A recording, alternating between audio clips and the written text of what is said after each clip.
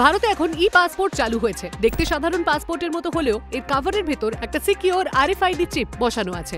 ওই চিপে আপনার সমস্ত ব্যক্তিগত তথ্য আর বায়োমেট্রিক তথ্য থাকে। যেহেতু চিপটি এনক্রিপ্টেড, তাই জাল বা বিকৃত করা কঠিন।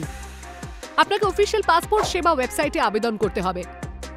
তারপর নির্দিষ্ট অফিসিয়াল কেন্দ্রে যেমন পোস্ট অফিসে গিয়ে বায়োমেট্রিক তথ্য দিতে হবে আর ডকুমেন্ট ভেরিফিকেশন করতে হবে।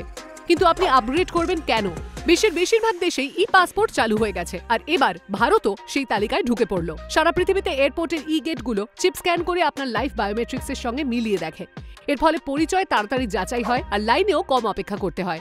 কিছু দেশে এই ই গেট চালুর সময় কিছু টেকনিক্যাল সমস্যা হয়েছিল।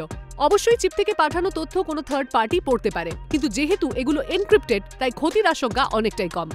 আর এটা রুখতে চাইলে আপনি RFID ব্লকিং ওয়ালেট ব্যবহার করতে পারেন। তো আপনি কবে আপনার ই পাসপোর্ট পাচ্ছেন?